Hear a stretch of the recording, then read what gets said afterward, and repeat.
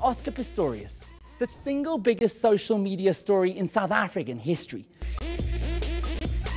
With us on Skype, social media analyst Stuart Thomas, YouTube and parody songwriter Nico De Beer, gender violence activist and expert Otilia Anna Mongadize from the Institute of Security Studies in Pretoria, and social media law consultant Tamsin De Beer in the top left. Thank you all for joining us very much.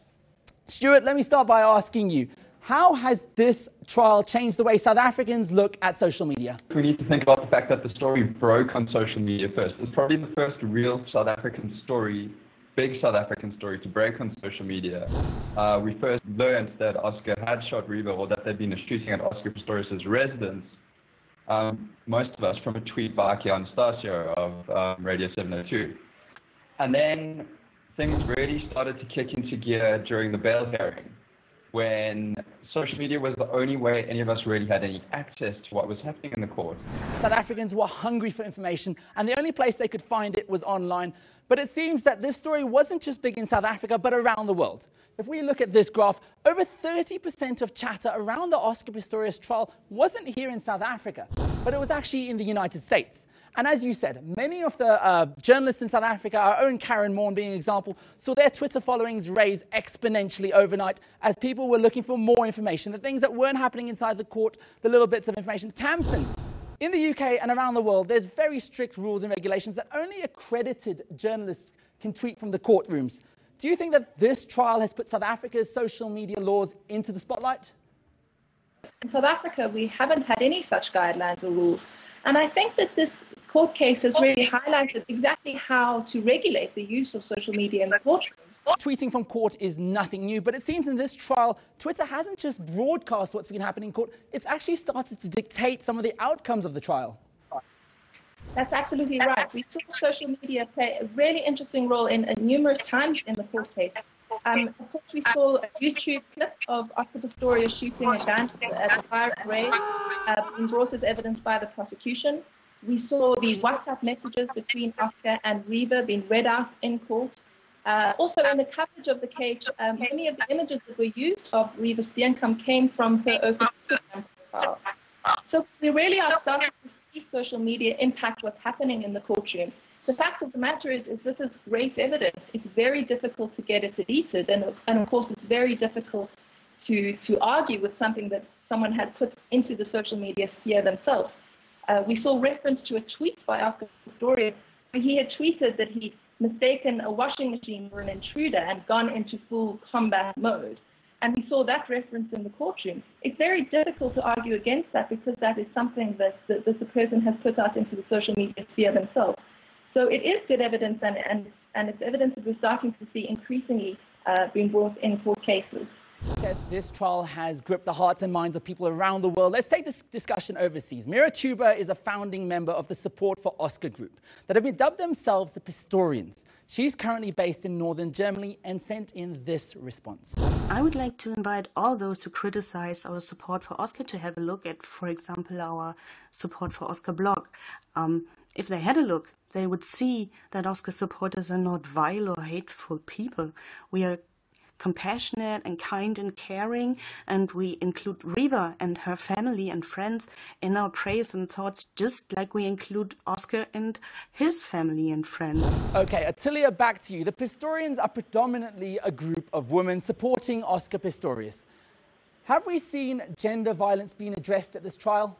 When it comes to social media, there has been a lot of people, activists, or what I like to call, twactivists or Twitter activists, who have been speaking about the fact that gender is a real issue, gender-based violence is a real issue, but more importantly, that when someone as high profile as Oscar Pistorius commits a crime like this, that it's something that can happen in any space, and it's not restricted to, other people that we might not see or that we might not know about, that it is a real issue and there needs to be a conversation about it. We've seen these hate speech, essentially. We've seen murder and rape threats. Is there legality behind these threats on Twitter? I mean, can they be sued? Well, what's put onto Twitter is treated in exactly the same as any kind of publication. So if we see comments on Twitter spiral into illegal content, for example, being defamatory or amounting to hate speech, of course there can be consequences for that. And I think that it's an example of how we see people treating what they put on social media to how they would converse around the dinner table or around the braai. And it's actually not the same, because here we have content that's been put on a public, permanent, international platform. And if that content is illegal, there are, of course, consequences that will be suffered. Absolutely.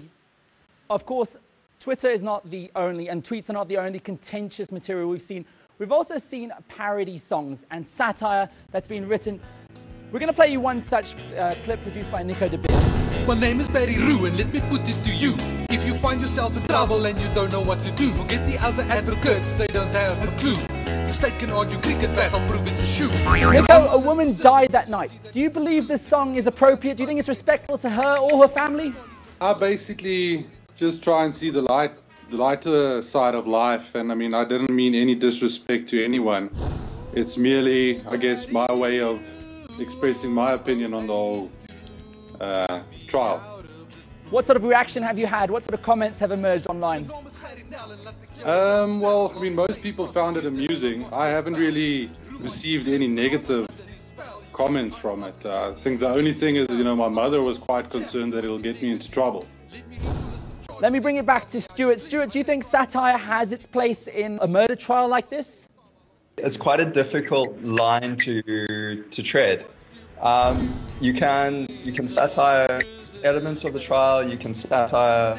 I mean, for instance, we've seen plenty of satires around Barry Roo. What becomes difficult is trying to satire the actual events that led to the trial.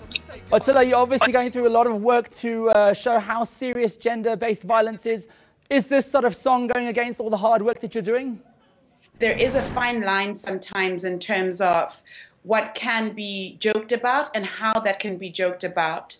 And sometimes it's difficult to properly straddle that line without either being offensive or outrightly affecting people who themselves were directly affected by the death of Reeva Steenkamp, for example, her family, friends, or other women who are in positions similar to her. What's the legality of it? Well, I mean, of course, we have this wonderful right to freedom of expression in South Africa, Section 16 of our Constitution. And I think this trial has shown us that South Africans have a sense of humor, even when we're dealing with very serious issues. And so we've seen these parody accounts particularly emerge around Barry Roo and Harry Nell. It's exactly right that it is a fine line, because, of course, the right to freedom of expression is not an unlimited right. We have to balance that right at all times against other people's right to dignity, the right to privacy. And so it's sometimes very difficult to get that balance right. When we start spiraling into content that is defamatory or which amounts to hate speech or which is unnecessarily distressing to someone or perhaps amounts to harassment, freedom of expression only takes you so far, and then you might find yourself in trouble. Of course, we also have to think about the contempt of court laws, in that where content potentially brings a substantial risk to the administration of justice, that content can also be contempt of court and thereby illegal. But it seems Twitter has already made up its mind. If we study the use of the words innocent versus guilty over the last 100 days, we see that 9,160 times we've seen the use of the word guilty, as opposed to just 5,993 times for the use of the word innocent. Make of that what you will. That's all for now. Thank you to my guests for joining us, but the conversation doesn't end here. Tweet me at Yusuf Omar SA and at eNCA News and tell us what's making headlines on your social media timelines. I'm Yusuf Omar, and I'll see you online.